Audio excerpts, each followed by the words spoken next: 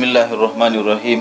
دا ټیم موجود مولانا فاتح شاه صاحب سره مولانا فاتح شاه صاحب نه به دوستۍ حوالې سره دا تپوس وکړو چې نن سبا وخت کې دوستي یا ملګرتیا چا سره پکار ده. مولانا صاحب جزاکم الله احسن الجزاء. الله ستاسو د راتلو ډېر قدر وکړي. حاجي محمد نادر خان صاحب ورسره نور ملګري راغلي، زموږ مشر برادر محترم حاجي رئیس صاحب وغیره دا نور ملګري. ډېر ښایسته تپوس دی وکړه. دا تپوس سئله ابن المبارک، دا تپوس د ابن المبارک صاحب نه شوی. نو هغې نه دا تپوس وشو چې ما خیر ما اعطي الرجل، چې انسان ته الله غوره څه ورکړي هغه څه دي، کوم یو انسان غوره سړی دی او الله انسان ته غوره د دین او د اسلام او د دې امور نه وروسته څه ورکړي. هغه ورته جواب کې وفرمیل غریض و عقلین، یو خو چې چا سره دوستانه کوئ ګورئ چې کمکل نه وي، هوښیار سړی لټوئ. دا کمکل سړی داسې وي لکه مرغۍ دی چې په سر کښېني نو ته به عزت کې خوځېږي به نه، چې وانلوځي نو هغه به در باندې به ولوکي ټول به یې ککړ کړي. کمکل سړي سره به دوستانه نه کوئ.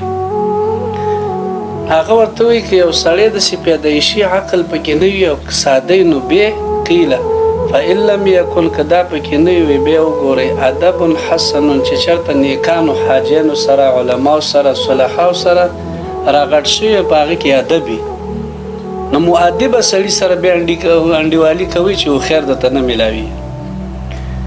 وایي که مؤدب هم نه عقل هم پکې نه وي ادب هم پکې نه وي نو بیا وګورئ داسې یو سړی اخ صالح یستشیره، چې په خپله خو نه پوهېږي په د هغه ورو خیر چې دته ښایسته مشورې ورکوي. یو مشر لري چې د چا مشر نه وي هغې نه هم ځان ساتئ.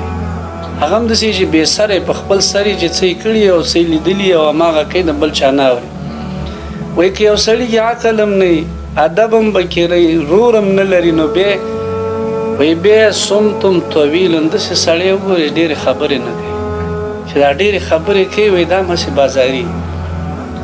و یو سړی د خبرې هم ډېرې کوي رور هم نشته دی عقل هم پکې نشته ادب هم نه لري نو وایي دې سړي ته څه پکار دی؟ وایي موت عاجل، بیا دې داسې سړی خدای مړ کړي چې دا دنیا ترې نه پاکه شي، وایي دې ته بیا مرګ پکار دی.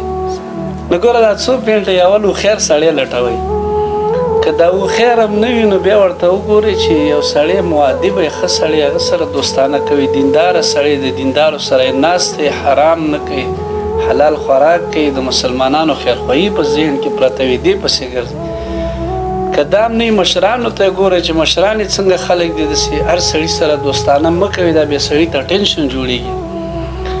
د دې وجې نه یو شاعر وایي تا تاوانې دور شد از یار بد، وایي ستا چې څومره طاقت کېږي د بد یار نه ځان ساته. تا تاوانې دور شد از یار بد، یار بد بدتر بود از مار بد. بد یار د بد مار نه مو ډېر بدي. مار بد تنها تو را برجان زند، وایي بد مار به یو ټک در کې مړ به دې کړي. یار بد بدتر بود از مار بد، بد یار د مار نه هم بدتر ټول عمر به بیا کړي.